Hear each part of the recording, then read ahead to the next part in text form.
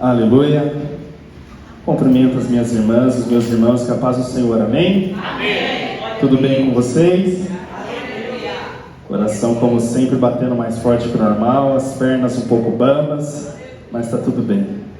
Enquanto vocês abrem a palavra do Senhor no livro de Marcos, capítulo 5, eu quero agradecer a Deus por essa rica oportunidade, ao nosso pastor e amigo, o pastor Alexandre, que mais uma vez nos conceda. Confesso, irmãos, eu fico muito temeroso com relação a qualquer pregação, seja para 5, 1, 2, independente de pessoas, que pode ser a última vez. Eu sempre procurei pregar com essa mentalidade, porque eu tenho certeza que um dia eu vou acertar. Tenho certeza que um dia será a última vez. E exatamente há 9 anos atrás, estávamos aqui neste mesmo altar, ministrando a palavra do Senhor, aqueles que têm boa memória sobre o tema Casa que Jesus entrou. E o Senhor hoje nos conduziu a falar novamente de Jairo, mas sobre um outro tema, que é o Senhor me encoraja a prosseguir. Confesso que a palavra tem dias que demora demais para chegar a resposta de Deus, e você fica folheando a Bíblia, vai e volta, mas até que foi rápido o mistério.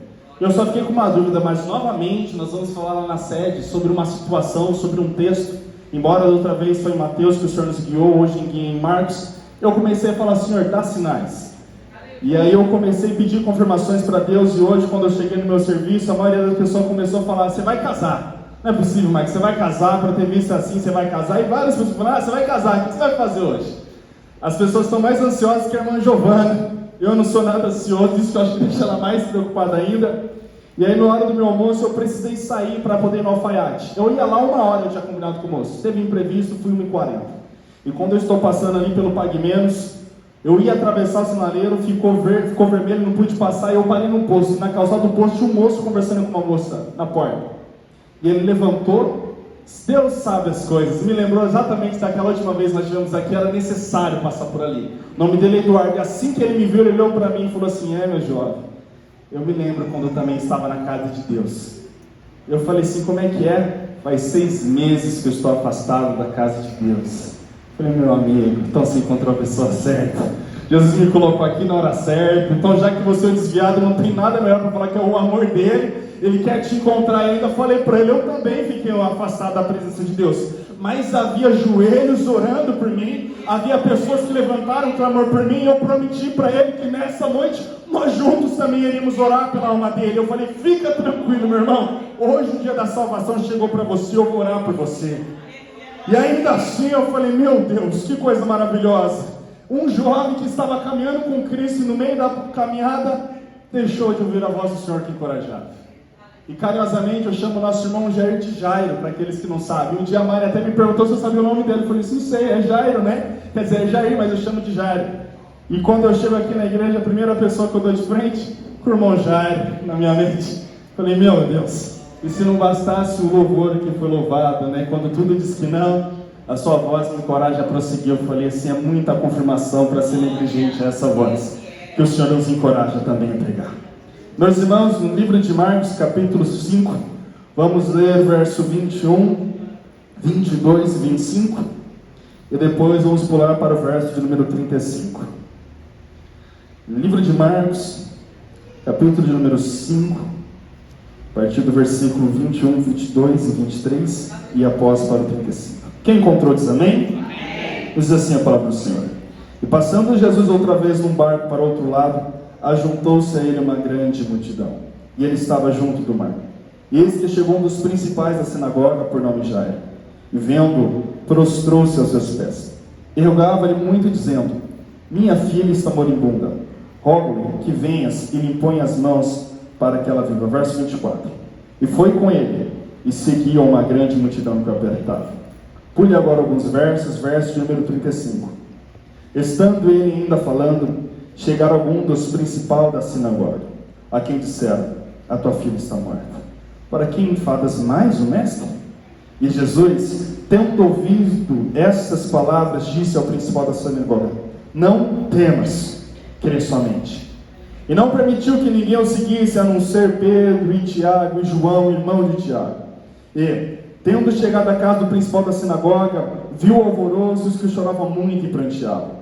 E entrando, disse-lhes, por que vos alvoroçais e chorais? a menina não está morta, mas dorme. E riram-se dele. Porém ele, tendo-as feito sair, tomou consigo o pai e a mãe da menina e os que com eles estavam, e entrou onde a menina estava deitada. E tomando a mão da menina, disse-lhe, Talita cumi, que traduzido é, menina, a ti te digo, levanta-te. E logo a menina se levantou e andava, pois já tinha 12 anos, e assombrava-se com grande espanto. E mandou-lhes expressamente que ninguém o soubesse.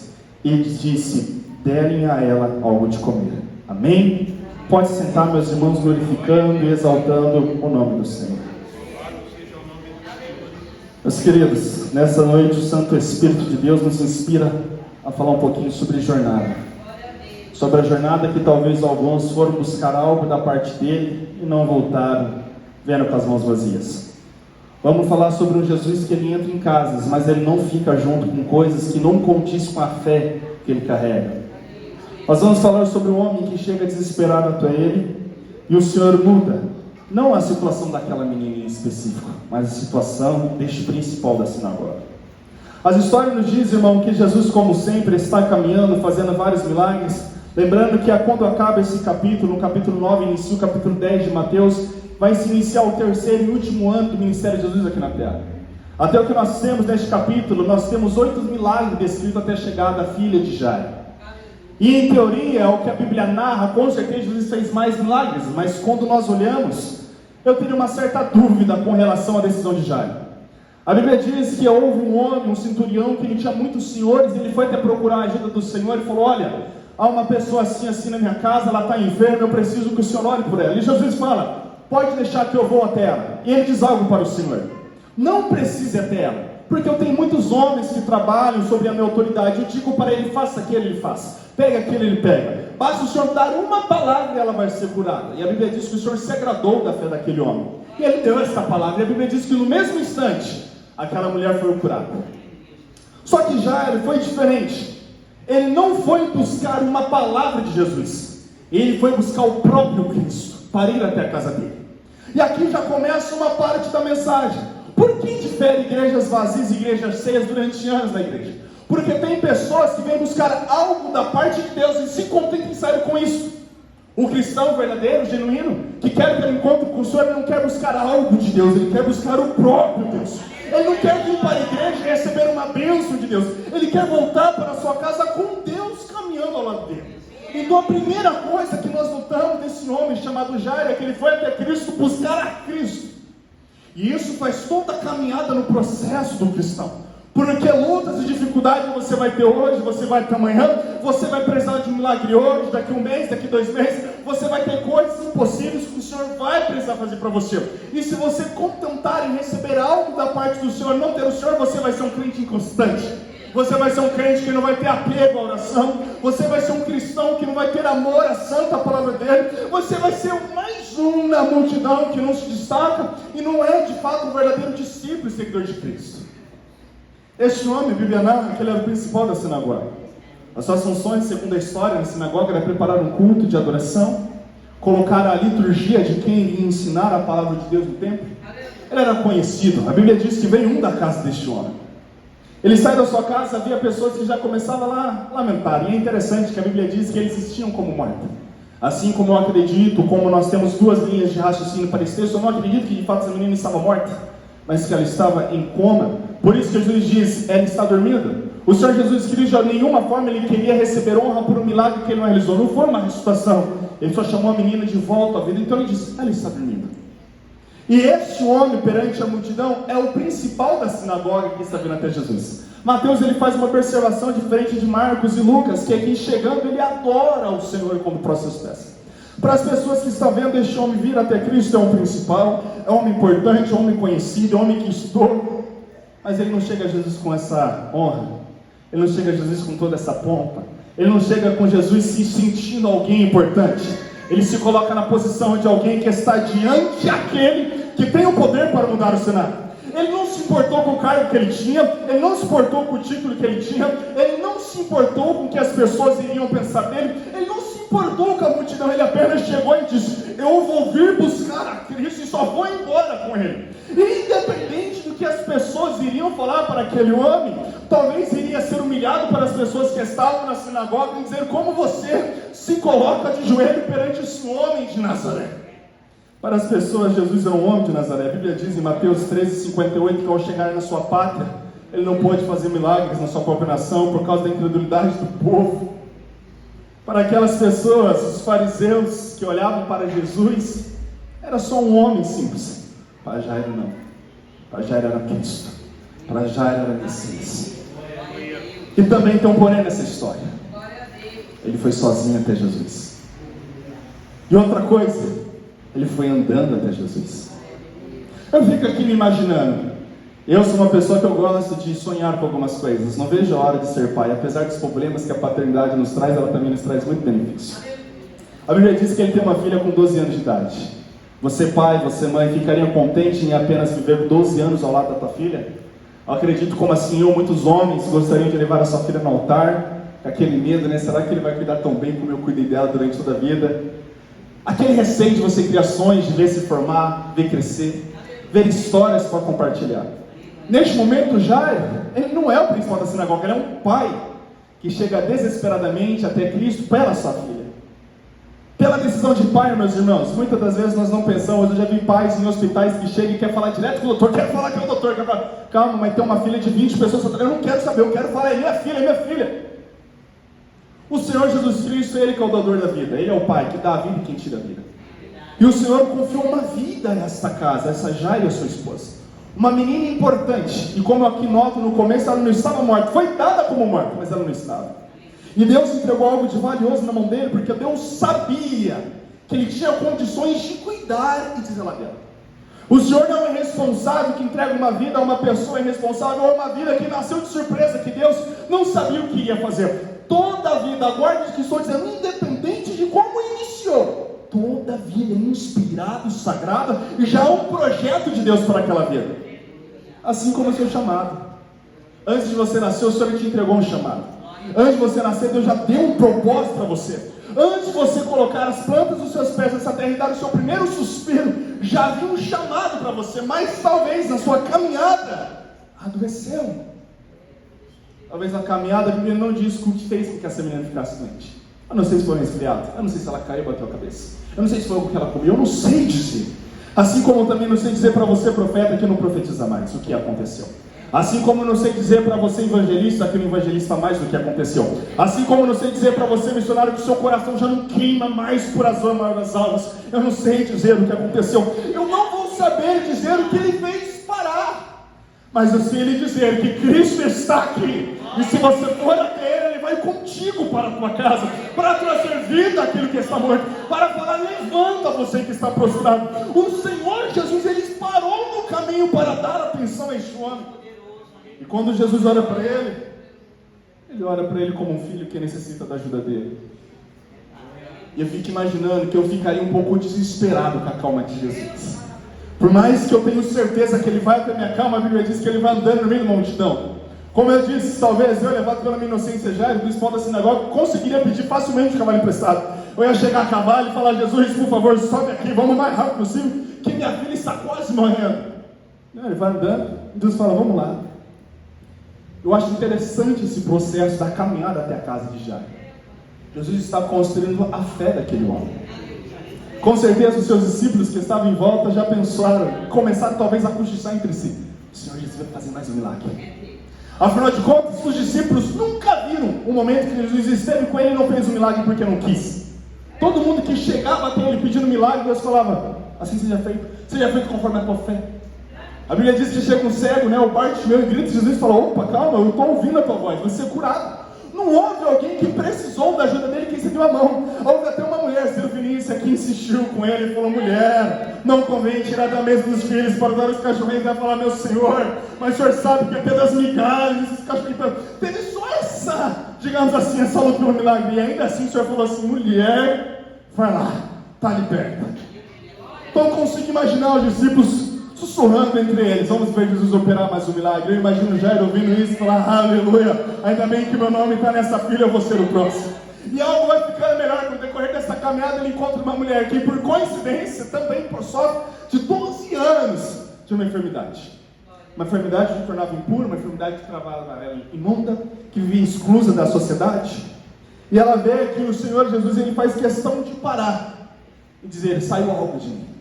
E é interessante que Pedro, levado talvez pela sua jeito, sua personalidade, fala assim: Jesus, a multidão está toda à tua volta, ela te operta, claro que alguém te tocou. O que o Senhor Jesus Cristo está dizendo: alguém me tocou ao ponto que de mim saiu algo. Há pessoas que dobram o joelho no chão, mas não conseguem tocar a Deus com a sua oração. Uma oração, como a Bíblia diz, uma oração de palavras repetidas, palavras vazias, uma oração hipócrita, como faziam os fariseus que iam em praça e diziam: Senhor, graças te dou, pois não sou como essa prostituta. Essa oração não chama a atenção de Deus ao ponto que ele derrame virtude sobre ela.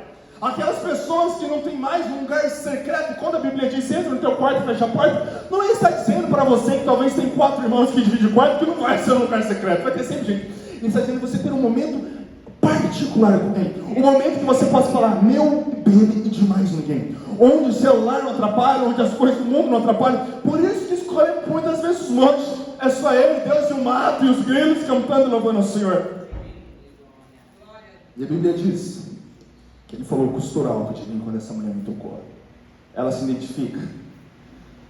Ele, Jairo, ouve a história dessa mulher. Jairo começa a imaginar: aleluia, hoje ele está afiado, ele vai fazer muitos milagres.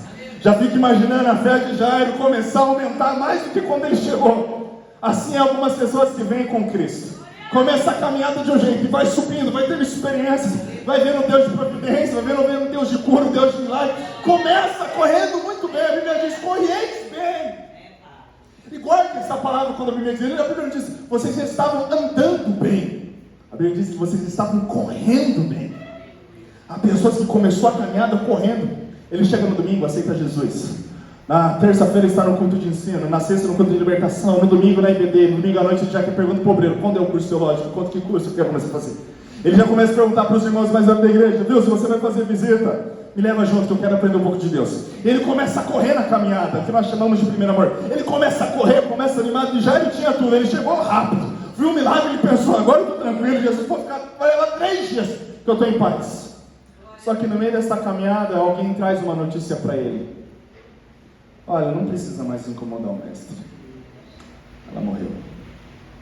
Sabe o que eu acho triste na nossa caminhada com Deus, no meio da nossa congregação, dos nossos irmãos? Que a gente encontra tanta pessoa no meio da igreja sem nada de fé. Pessoas que você vai pedir uma oração, vai pedir um conselho, às vezes ela fala: irmão, não tem o que fazer, só Deus na causa. E eu fico pensando: onde está aquele verso que diz em Tiago 5, se alguém tem falta de sabedoria, venha até Deus e peça, pois a todos dá livremente. Eu fico pensando: onde está aquele irmão que a Bíblia diz que a oração de um justo pode muito em seus efeitos? Onde está? Porque geralmente quando as pessoas dizem somente Deus pode me ajudar, ele não quer dizer de uma coisa extraordinária. Ele quer dizer: eu não vou fazer nada para te ajudar, porque eu não tenho nada para te oferecer. Cadê aqueles homens e mulheres que, como está em Pedro, a porta formosa, ouve um homem aleijado que pede moeda e fala: meu amigo, pediu dinheiro para a pessoa errada. Sou um apóstolo não anda cheio de dinheiro, mas anda cheio do Espírito. Levanta e anda. No meio da nossa caminhada, a gente encontra, infelizmente, alguns irmãos que, como eu disse no começo, não compartilham da mesma fé em Cristo, que crentes temorosos e fervorosos a Deus compartilham. E aquela mensagem, a Bíblia diz que Jairo não falou nada, mas Jesus percebeu, ao ponto que ele fala para ele: não temas, crê somente. Não temas, crê somente. O Senhor Jesus Cristo, ele não precisava confirmar para Jairo: fica tranquilo, eu vou curar a sua filha. Não, porque ele já deu essa palavra lá no começo. Há pessoas que vêm na igreja e Deus falou com você no domingo: eu vou fazer uma obra. Só que aí chega na sexta da outra semana e fala assim: Senhor, o Senhor vai fazer aquela obra? Senhor, chega na terça, o Senhor vai fazer aquela obra? A incredulidade toma passo do coração ao ponto que você começa a questionar se Deus vai fazer aquilo que Ele já prometeu que faria.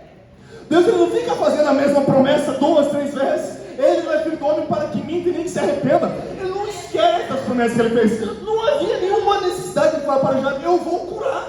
Não havia. Só bastava Ele dizer: não temas, crê somente.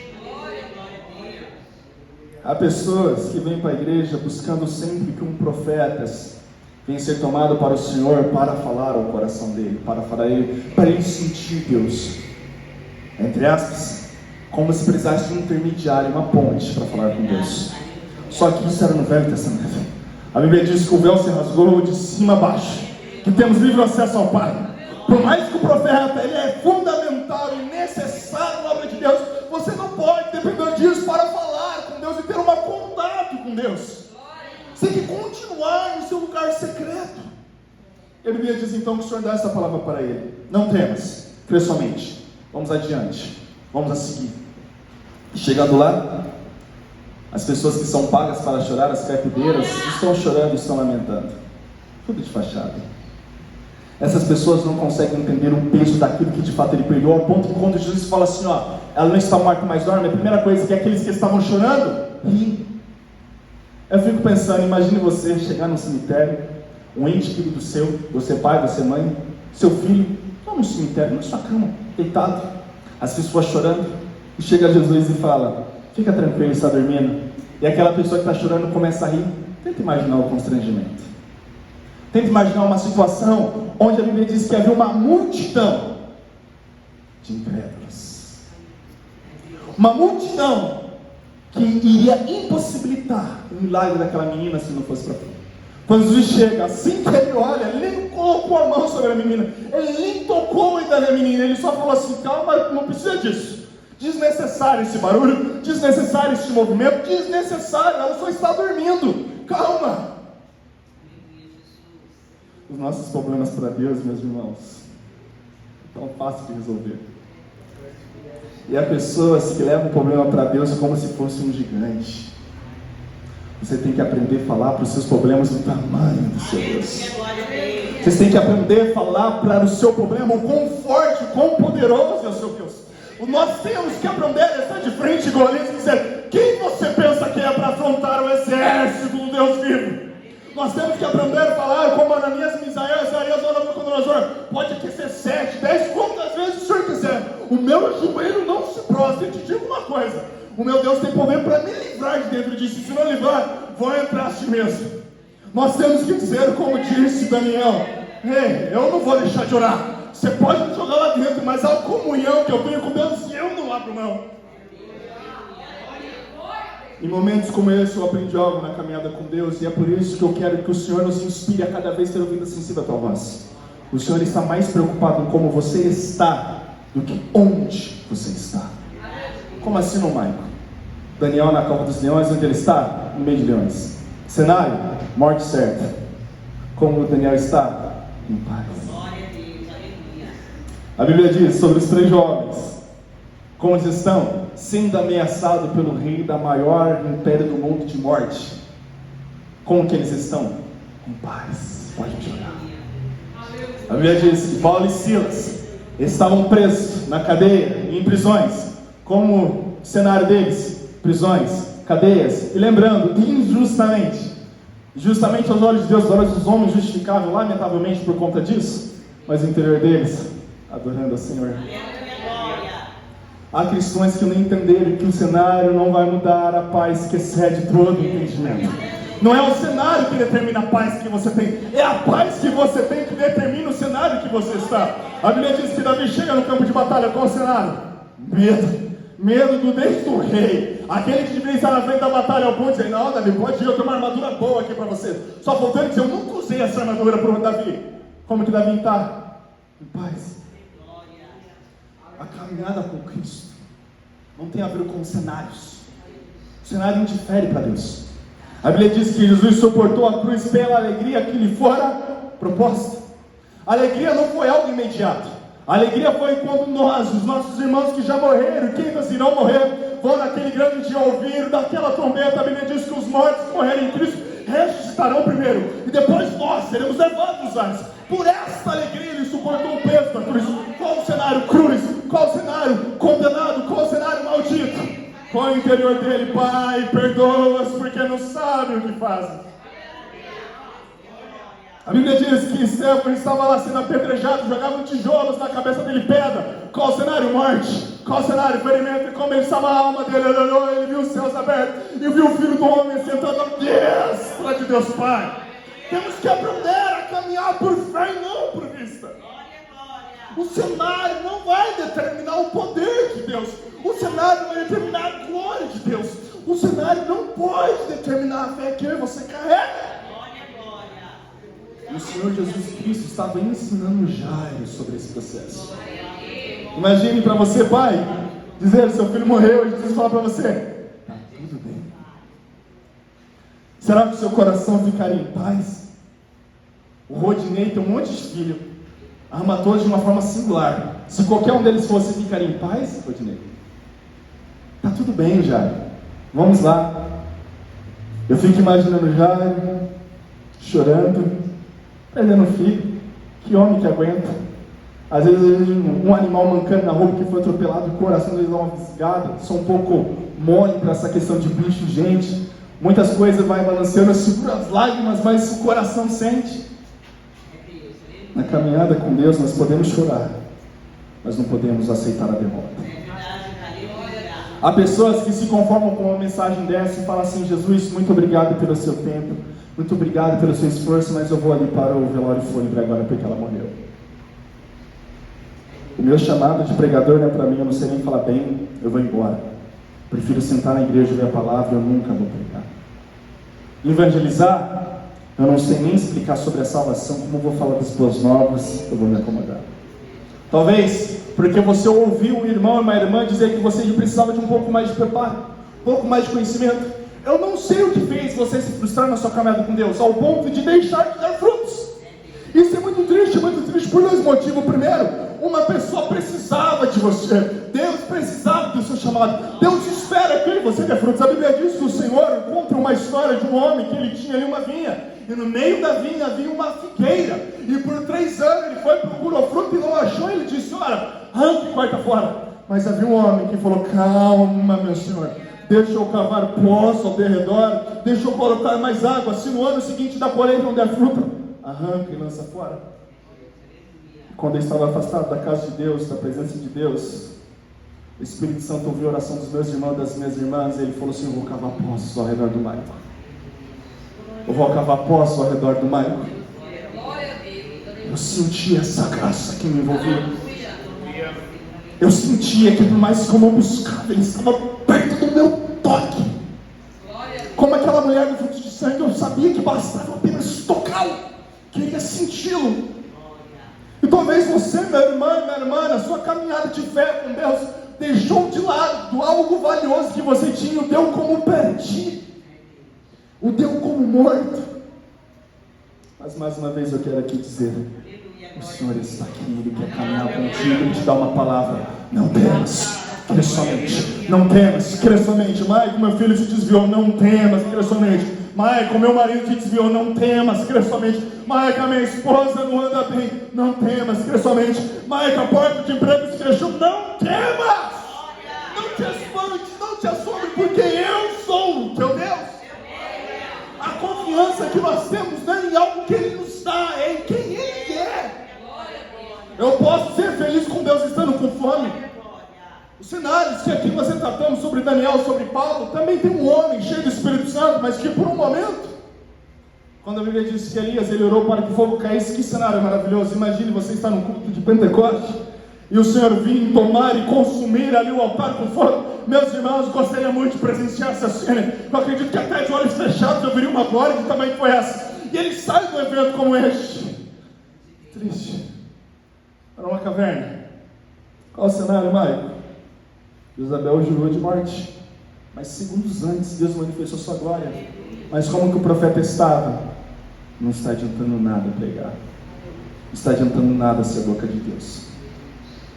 E o problema de alguns cristãos que caminham com Deus é que passou tanto tempo a olhar para os cenários, ao ponto que os cenários agora determinam a tua fé. Se você já venceu uma dor de cabeça, para você uma dor de cabeça está tranquilo. Se você precisa de um milagre que o médico falou, cirúrgico, aí a sua fé já se esvai, você fala: deixa eu ver se eu tenho como, se eu não tenho como, deixa eu começar a fazer planos. Conversando com a minha mãe, nem a culpa, minha mãe, eu preciso de um milagre de um negócio que aconteceu aqui no meu corpo. E ela falou assim: você não vai no médico? Eu fui no médico só para poder acalmar minha mãe. Fiz os exames lá, a mulher falou para mim: não, fica tranquilo, cirurgia é coisa simples, só tirar e tal. Nossa, falou assim: mamão com açúcar. Eu vou vontade de falar para ela: quer comer com você, né, minha querida? Eu voltei para casa, minha mãe perguntou: Mike, você foi fazer o exame? Eu fui. O que você vai fazer? Nada. Mas por que, Mike? Mãe, isso aqui é a história que Deus está me dando para contar de um milagre. Nunca tive nenhum problema de saúde. No primeiro que eu tenho, você acha que eu vou recorrer a homem? Não vou. Eu não aceito fazer isso. Não aceito, não aceito. Há problemas que chegam na nossa vida para nós aprendermos a exercitar a fé que Ele diz que está em nós. A Bíblia diz que nós devemos estar com nossos olhos fitos naquele que é o autor, mas também o consumador da nossa fé. Há pessoas que têm fé, mas quem consome ela é um médico. Há pessoas que têm fé, mas quem consome ela é uma porta de emprego quando se abre para poder pagar um convênio. Irmão, essa fé, desculpa, não serve para a caminhada com Cristo. Precisa de uma fé sobrenatural. Precisa estar disposto a ver uma notícia que a sua filha acabou de morrer e falar o seguinte: vou continuar ao lado de Jesus. O que difere Jairo na caminhada com as pessoas que receberam o milagre foi justamente caminhar ao lado de Jesus. Imagine se ele recebe do Senhor Jesus a notícia: pode ir já colher tua filha. E voltando para casa sem Cristo, chega o mensageiro: sua filha acabou de morrer. Agora, ele está voltando. Ele foi sozinho, mas voltou com Cristo. E não quero aqui ser nenhum tipo de hipócrita. Todos nós vamos para a igreja por algum problema pessoal, por interesse próprio. Alguns prejuízos, outros casamentos destruídos, porta de entrega fechada, doenças que não conseguia curar. Todos nós, sem exceção nenhuma, viemos encontrar a Cristo porque chegou o momento que falou: não dá mais para viver sem Ele. Só era tão orgulhoso ao ponto que esperou dar tudo errado para reconhecer isso. E o que difere muitos dos irmãos que estão 1, 2, 3, 4, 5 anos e ansiosamente diz: Maranata, Maranata, ora vem Senhor Jesus, é quem entendeu que ele não precisa de algo de Deus, ele precisa de Deus. O que difere essas pessoas é isso, porque eu cheguei na igreja frustrado sentimentalmente, e encontrei alguém que não queria apenas curar o meu coração, eu encontrei alguém que queria ser dono do meu coração, ao ponto que ele disse: lançai sobre mim toda a vossa ansiedade, porque eu tenho cuidado de vós.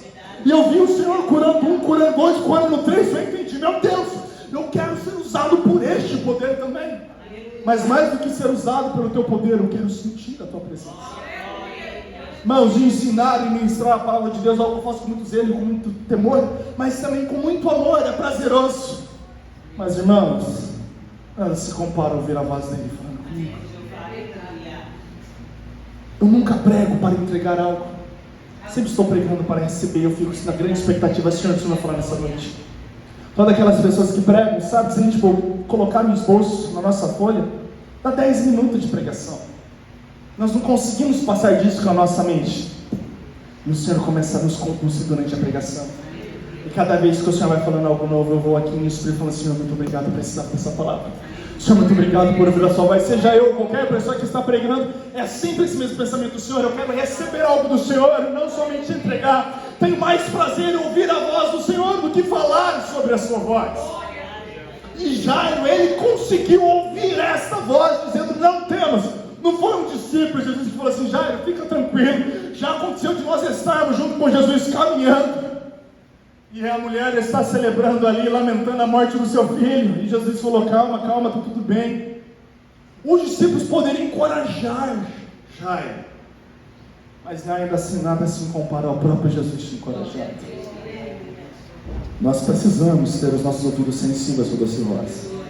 O segundo ponto para o milagre acontecer na vida de Jairo: ele saiu da sua casa, deixando lá várias pessoas chorando e lamentando. Lembrando, chorando natural, não era um choro sincero, era um choro comprado. Pessoas que não compartilhavam dessa fé que ele carregava. E quando ele volta com Cristo para a sua casa, ele fala: opa, para o milagre acontecer, mudança interior. Há pessoas que estão esperando que Jesus entre na sua vida e fique sem mudar. Jesus te ama. Jesus quer ter um relacionamento com você que tem problema em vícios. O Senhor quer ter um relacionamento com você que tem problema com pornografia. O Senhor quer ter um relacionamento com você que é avarenta. O Senhor quer ter um relacionamento com você que traiu ou foi traído, você machucado. Deus quer ter um relacionamento com você. Essas boas novas. Ele te ama e quer ter um relacionamento com você. Michael, sou homossexual. Ele te ama e quer ter um relacionamento com você. Michael, sou um assassino. Ele te ama e quer ter um relacionamento com você. Essas são as boas novas da salvação. Mas eu tenho uma outra notícia: para ele permanecer em você, a Bíblia diz que vou conhecer verdadeiramente que são os meus discípulos, aqueles que ouvem meus mandamentos, guardam-os e os praticam. Eles verdadeiramente serem que saberem que são os meus discípulos, e eu permanecerei em vós, e vós permanecereis em mim. Então tem pessoas que ouvem as boas novas de Cristo, mas na hora de mudar e pôr para fora aquilo que não condiz mais com a fé que ele começa a aprender, ele diz: não dá para pôr Jesus, é muita gente. Eu fico imaginando Jairo, eu não sei quantas pessoas tinha, mas a Bíblia diz que era uma multidão. Eu fico imaginando Jairo naquela situação, gente, todo mundo para fora. Obviamente, como pai, eu nem ia pensar 2 vezes. Para fora agora, minha filha está doente, o homem está aqui, ele vai para fora, fora. Não, fora, não quero saber se você é meu amigo, se você é meu pai. Se Jesus está aqui, ele vai para fora. Mas tem pessoas que nessa etapa, ela vai ter Cristo, busca Cristo, anda com Cristo, recebe uma notícia, recebe o comando de Cristo. E na hora de receber o milagre, para mudar de vida, para receber a transformação, porque aqueles que não sabem a transformação dos maiores milagres da salvação, porque eu, pastor, obrando nenhum, muda ninguém, a Bíblia diz que só o Espírito Santo convence o homem do pecado.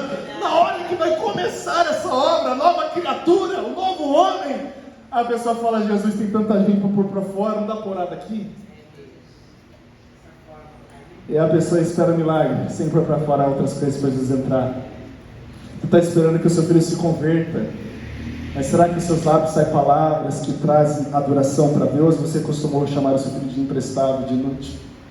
Ou quando eu falo de acostumou, criou o hábito: esse menino aqui, só Deus na causa. Não, é eu e Deus na causa. Os meus joelhos eu dobro pela minha família, os meus joelhos eu dobro pelo meu irmão, os meus joelhos eu vou colocar no chão, vou orar para Deus responder. Vou ser levado como Daniel, nem que seja 1, 2, 21 dias, eu vou orar até que o Senhor responda. Porque geralmente é muito triste quando eu ouço frases como esta: agora é só Deus na causa. Parece que são pessoas que estão como no exército perante Golias. Eu não vou, deixa que alguém vá. Não. Temos que dobrar nossos joelhos e combater o bom combate. Combater o bom combate. A Bíblia diz que o apóstolo Paulo, quando escreve sua última carta a Timóteo, ele diz: eu combati o bom combate. E infelizmente há cristãos combatendo um mau combate. Está combatendo um combate comum, combatendo um combate com o pecado, combatendo um combate com coisas que não glorificam ao Senhor. Quer ver um combate que as pessoas estão perdendo? Cursos. Quantos foram jovens que fizeram cursos técnicos, faculdades e conseguiram esses excelentes empregos aos olhos dos homens e até dos pais, algo de sucesso? Não, meu filho é muito bom, mas quando Deus olha para ele e fala o seguinte: você está lá na África, você está lá em Minas, você está lá em Maranhão, você teve o sucesso, você combateu, mas não foi um bom combate, foi um combate em vão. Como a Bíblia diz, o apóstolo Paulo: alguns homens lutam por uma coroa corruptível, mas nós lutamos por uma coroa incorruptível. E a Bíblia diz, Jesus dizendo: junteis tesouros do céu, onde atrás os ladrões não conseguem roubar nem dar. Junte tesouros lá. Então tem pessoas que estão combatendo, mas não é um bom combate. E o cansaço é para ambas as partes. A diferença é que de um mau combate não tem o Senhor renovando as suas forças. E por isso que a Bíblia diz que os cansados e fatigados caem, mas aqueles que esperam no Senhor renovarão as suas forças e subirão como águas e voarão. Quando você combate o bom combate até cansado, há uma promessa de renovo para mim e para você. E mais uma vez quero aqui lembrar: para Jesus entrar na tua casa, você tem que começar a colocar coisas para fora. Para você começar a ver milagres acontecer, você tem que tomar hábitos e atitudes diferentes. Você não pode voltar para a sua casa da mesma forma que você saiu dela. O seu interior não pode estar do mesmo jeito quando você conheceu a Cristo há 1 ano e 2 anos atrás. A fé que você carrega, ela não pode ser a mesma de 1 ano, 2 anos atrás. Ela tem que sempre se renovar. A Bíblia diz que chegou Nicodemos, um homem, mestre em Israel, na madrugada, no serviço da noite, chegou até Jesus: que mistério é esse? Poxa, Nicodemos, você é mestre em Israel e não sabe dessas coisas? Tem pessoas que é mestre em teologia, mas não entende nada da pessoa do Espírito Santo. Tem pessoas que já gerou mais cursos, já leu vários livros, mas não entende nada da comunhão com o Santo Espírito. E eu fico pensando, como pode alguém ter mais prazer em ler um livro do que ler a palavra de vida eterna? Como disse Pedro: Senhor, para onde nós iremos? E só tu tens as palavras de vida eterna. Eu não vou sair daqui. O problema é que tem pessoas procurando palavras de vida em lugar onde o Senhor não está, e não há palavras de vida onde Ele não está. Sem Jesus naquela casa, a menina estava em coma, dormindo, tida como morta. Com Jesus na casa, levanta, prepara o prato para ela comer. Há uma diferença muito grande. A casa que Jesus entra, meus irmãos, a tristeza salta de alegria, a desesperança vem e começa a encher de esperança. A preocupação sai, é tomada ali por uma paz que excede todo entendimento. A força que se acabou começa a renovar. É diferente. E há pessoas que não sentem isso, pois não deixam suas velhas obras. E há outras pessoas, como a Bíblia diz em Romanos capítulo 6, a Bíblia diz: vocês conheceram a Cristo, vocês caminharam com Cristo, vocês deixaram o seu homem carnal, mas por que vocês voltaram às velhas obras da sua carne, as velhas obras da sua natureza?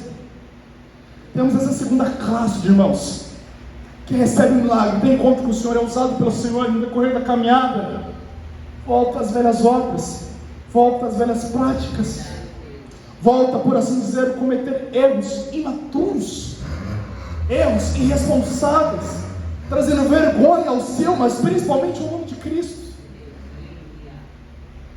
O Senhor Jesus Cristo, Ele está à porta, Ele está batendo e dizendo: deixa eu entrar, deixa eu entrar. Ele não faz o apelo apenas à salvação, Ele não faz apenas um apelo a um convite, Ele faz um apelo de caminhar com você todos os dias, do ladinho. A Bíblia diz que o apóstolo Paulo, ao escrever a igreja de Éfeso, ele disse algo: por este motivo me coloco de joelhos, para que eu possa entender o quão alto, o quão fundo, o quão largo, o quão comprido é o amor de Deus. Meus irmãos, eu não sei o peso dos meus pecados, não sei, eu não consigo saber. Não consigo saber o quão pesada foi aquela coisa. Eu sei que foi muito pesado, mas eu não consigo de fato ter noção, para simplesmente tirar minha mão do arado e ir para trás. Meu irmão, talvez o que está te fazendo você voltar para trás é porque você se esqueceu das suas misérias. Você ficou tão bom em ser santo aos olhos dos homens, que deixou de ser santo aos olhos de Deus. Irmãos, enganar o pastor ou qualquer irmão é muito fácil enganar um homem, mas de Deus não. De Deus não. E Deus, Ele continua batendo, batendo, batendo, e Ele faz apelo a pessoas que servem, conhecem a Ele, mas que estão longe dEle. Muda de vida, muda de vida, muda de vida. Algumas pessoas precisam se machucar, se ferir, para falar: nunca devia ter saído de lá. Deus, Ele está querendo dizer para você: não saia, fique do meu lado, fique perto. Você pode estar quebrado, você pode estar com o seu chamado parado e quebrado, você pode estar com seus sonhos frustrados, você pode estar com o seu plano vendo um cenário de impossibilidades, mas aquele que te deu o plano, Ele consegue juntar cada caquinho, que a Bíblia diz que o Senhor estava fazendo um vaso, e de repente o vaso se quebrou na sua mão. Ele é capaz de pegar cada caquinho que a multidão olha e fala assim: já não tens mais jeito, que morreu. Quando nós pensamos e dobramos os joelhos falando assim: Senhor, eu não sei como o Senhor vai fazer a sobra para alcançar essa vida, e o Senhor vai pegando esses caquinhos e Ele vai fazendo um vaso de valor. É de barro, mas dentro dele é uma presença que será derramada, e essa presença, esse Espírito Santo, a pessoa do Espírito Santo, Ele nos sustenta, Ele nos fortalece. Então, mesmo que você esteja em caos, na mão de oleiro, fica tranquilo, tem jeito, tem conserto. Na mão do oleiro, o seu chamado dá para mudar.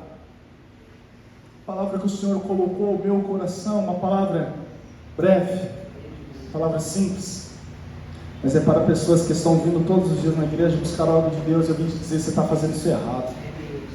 Venha para buscar Ele e sair com Ele. Você percebe que a fé do povo ela é limitada quando há o culto de milagres. Hoje é culto de milagres, hoje é culto de milagres. Meus irmãos, o milagre para Jair foi hoje. Não foi no domingo que vem, não foi no outro dia, foi hoje. Jesus, Ele cura jovens em reunião de jovens. Jesus cura enfermidades em círculo de oração. O Senhor cura enfermidades em campanha nos lares. O Senhor cura pessoas em pontos de pregação. Deus cura pessoas na rua, porque operando o Senhor ninguém impedirá. Mas a Bíblia diz que havia um homem, Lucas, que era um homem ruim, um juiz mau, iníquo, que não temia Deus nem homem algum. E havia uma pessoa que clamava: faz-me justiça, faz-me justiça, faz-me justiça. E a Bíblia diz que de tanto aquela mulher insistir naquele homem, ele falou assim: eu vou fazer justiça por ela. E com essa história que Jesus conta, ele diz uma parábola: porventura, quando voltar o Filho do Homem, achará fé na terra? Há pessoas que estão morrendo aos poucos. E o primeiro motivo quando a pessoa morre é quando começa a deixar de acreditar no sobrenatural, quando começa a limitar o poder de Deus em dias e momentos, em cenários. Deus anda no meio do fogo, mas Ele também abre o mar para o povo dele passar. Eu fico imaginando Moisés, coisa maravilhosa. Senhor, estou de frente do mar. Eu fico imaginando aquele homem pensando: nós vamos por cima, nós vamos por baixo, nós vamos por dentro, porque passar a gente vai.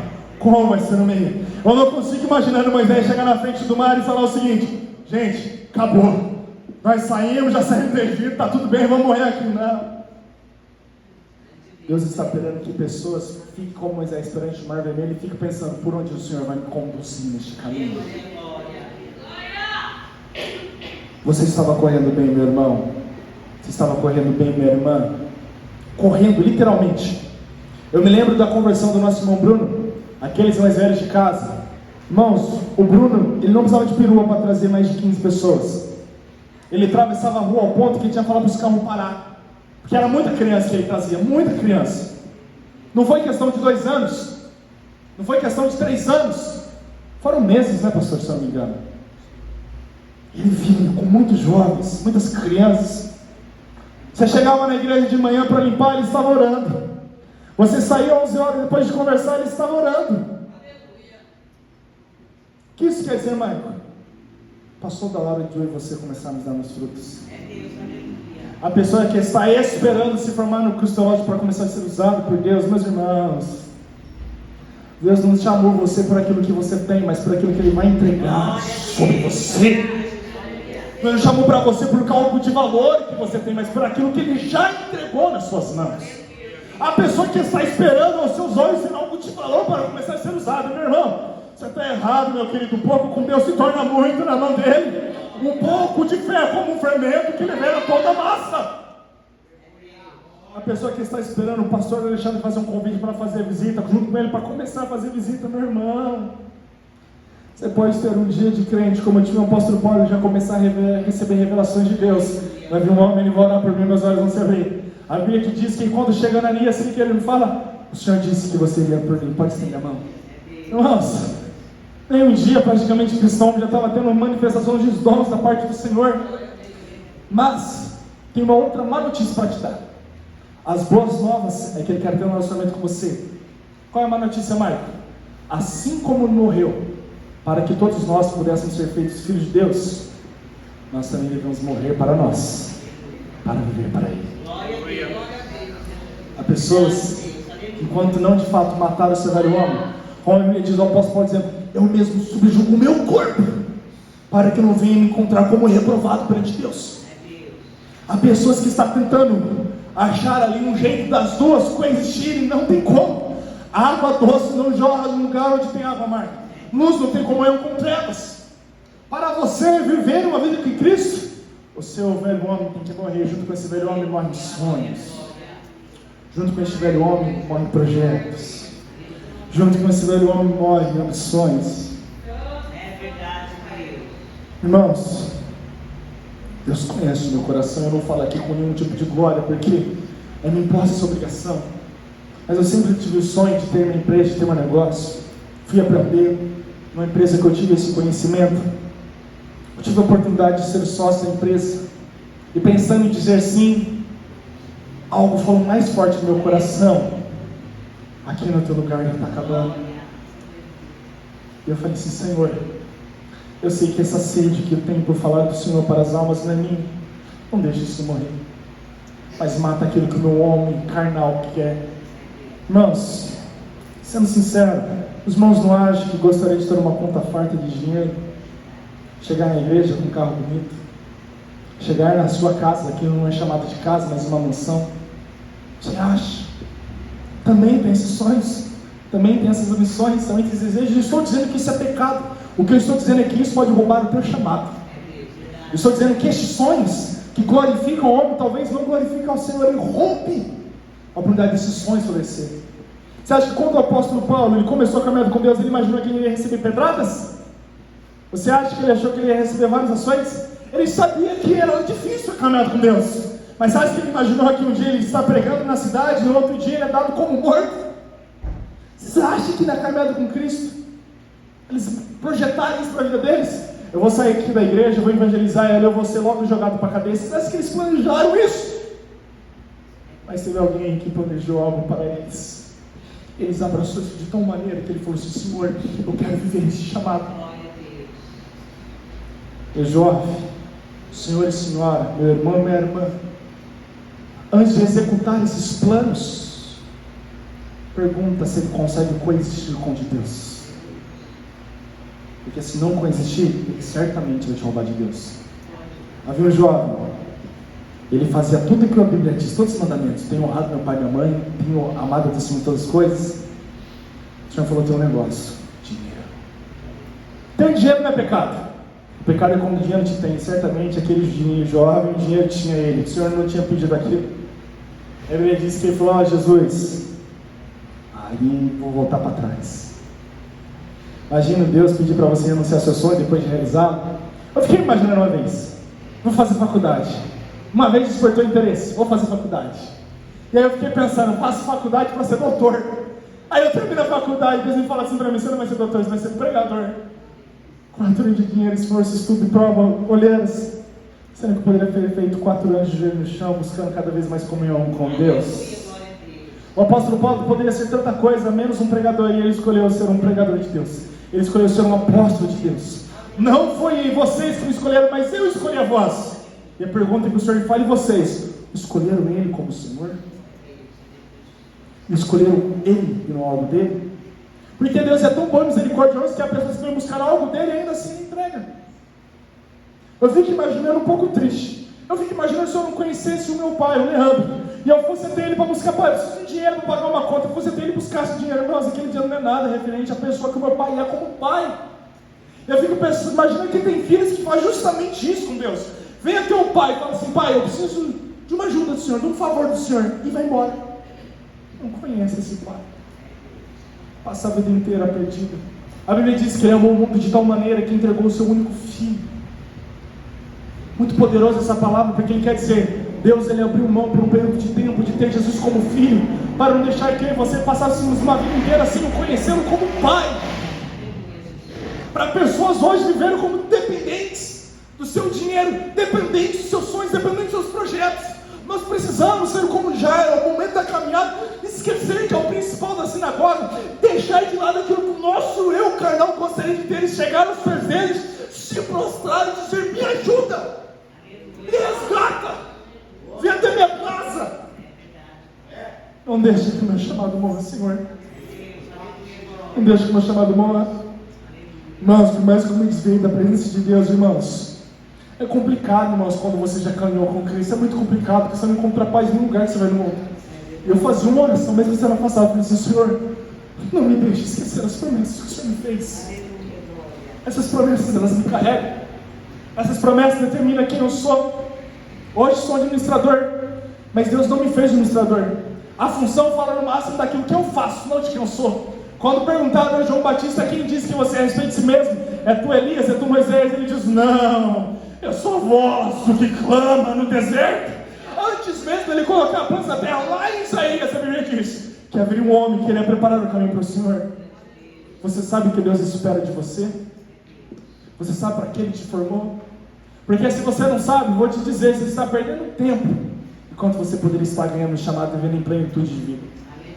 A plenitude de Deus é diferente da nossa plenitude. É muito diferente. É possível que a plenitude de Deus você está pendurado numa cruz e dizer: Senhor, graças eu te dou. Com Deus é possível você receber pedradas e estar feliz. Não faz sentido na nossa cabeça, mas para Deus faz. E o segundo ponto: é loucura, mas é verdade. É prazeroso. Pastor, por algum momento o Senhor trocaria ter casa, ter dinheiro, não ter esse cansaço, levar esse desaforo, e deixar de lado de viver o chamado para o Senhor da sua vida? Dá vontade.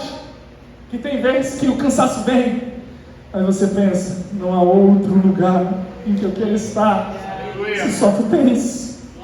Mesmo quando eu me afastei da presença do Senhor, irmãos, eu falo, Deus, guarda essas promessas.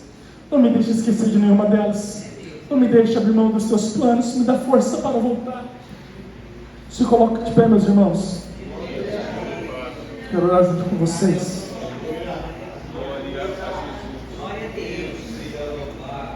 Irmãos, não se contente como aquela multidão em receber algo da parte de Deus.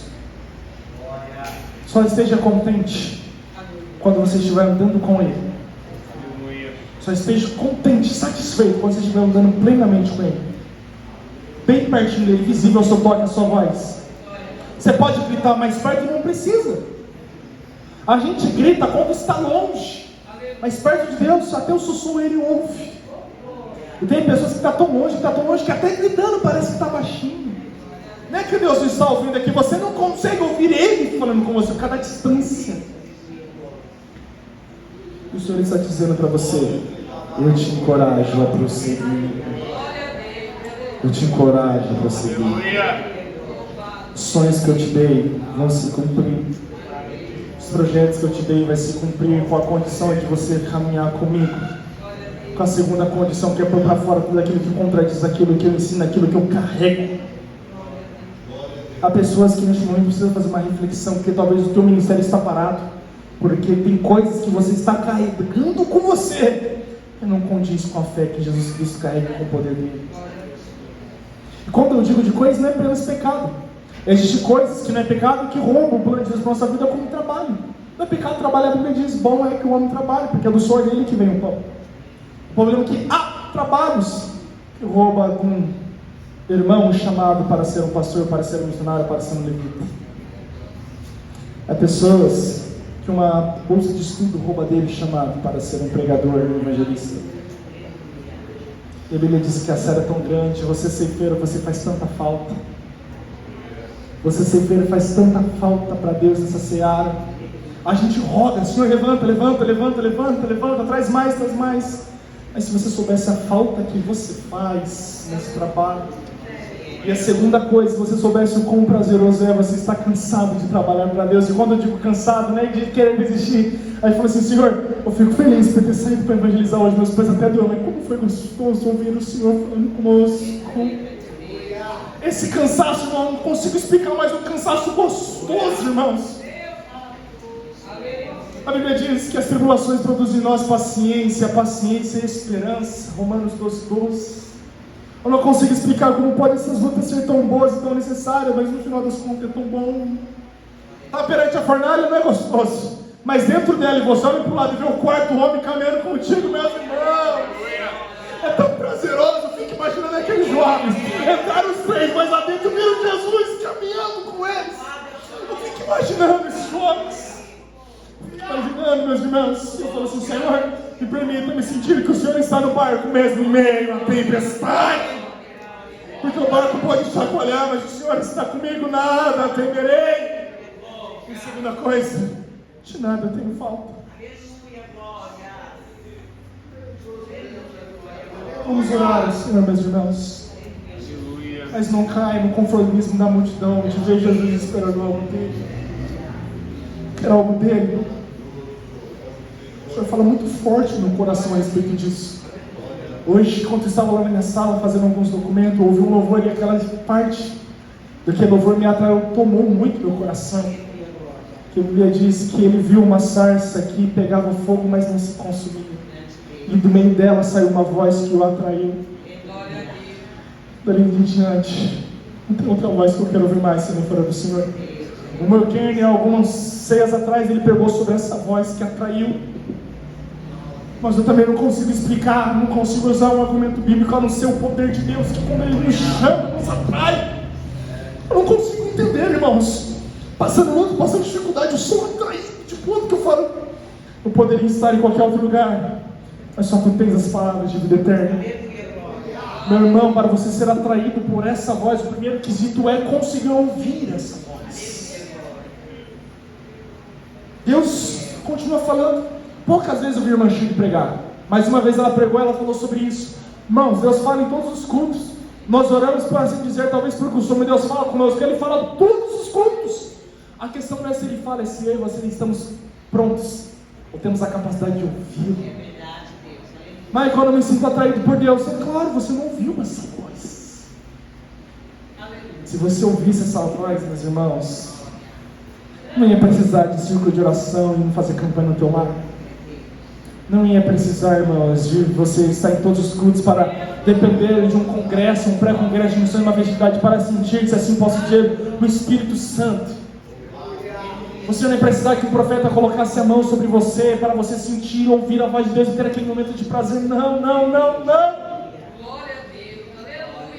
Se você conseguisse limpar esses ouvidos para ouvir a voz dele, irmãos, ele poderia sussurrar, que ainda assim eu ouviria. Deus está dizendo para você, você precisa limpar o seu ouvido para ouvir a minha voz. Você precisa direcionar o seu desejo para a voz dele. Vou dar aqui um exemplo, irmãos. Você pai, você mãe, seu filho chora. Bebê para mim chorando é tudo igual, porque eu ainda não tive meu filho. Mas pai sabe que o choro do filho é diferente, ele ouve. E meu pai, ele tem um negócio que só eu e minha irmã entende. Ninguém faça isso comigo porque eu não vou nem olhar, porque eu acho desrespeitoso. Assobiar para alguém, pastor Jair, não sei se o pastor Alexandre lembra uma vez que ele falou, vamos olhar quando assobia, eu grito como eu sou cachorro. Mas o meu pai, ele tinha um assobio, irmãos, que só eu e meu irmão conseguiam ouvir.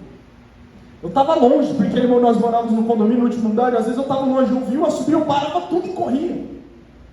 E o meu pai, a família dele, meu tio Alexandre, ele também tem esse costume, meu tio Alexandre tem 9 filhos. E ele assobiava lá no São Luís, eles estavam tudo na rua, os filhos deles ouviam. Ao ponto que vinha um e falava, pai, o senhor me chamou? Ele falou, não, é o Christopher. Aí chegava o Vinícius, o senhor me chamou? Não, é o Christopher. A voz de Deus, não tem como você confundi-la. Ela é única, ela é singular. Mas para ouvi-la, isso aqui tem que estar sensível. Qual o caminho, Maico? Ao ouvir a voz do Santo Espírito, não endureçais o vosso coração. Michael, eu quero começar a ouvir mais a voz de Deus. A primeira coisa que tem que fazer, a primeira coisa que ele pede para renunciar, começa a renunciar o que, Michael? A si mesmo. A primeira voz é fácil, que é a voz do convite. Você quer? Mas ser atraído por essa voz é de alguém que falou o seguinte, eu não tenho mais nada neste mundo que eu queira a não ser o Senhor. Ao ponto, como disse o apóstolo Paulo, aquilo que eu considerava como valioso, hoje eu tenho como lixo. Irmão, ter uma casa valiosa, mas ter uma morada lá naquele lugar, onde os ladrões não chegam, irmãos. Não tem quem consiga tirar de mim a convicção que melhor está lá do que o que eu quero outro lugar. Como disse Davi, Senhor, que eu possa estar todos os dias na sua casa. Felizmente ou infelizmente, o que Davi entendeu de comunhão com Deus estava determinado num tempo. Mas aí você não depende de um tempo, depende de um momento em que colocamos os nossos joelhos no chão e invocamos o nome dele. A Bíblia diz, invocareis e eu vos ouvireis. Vamos orar ao Senhor, meus irmãos, em nome de Jesus. Poderoso Deus, amado Pai que estás no céu, Senhor,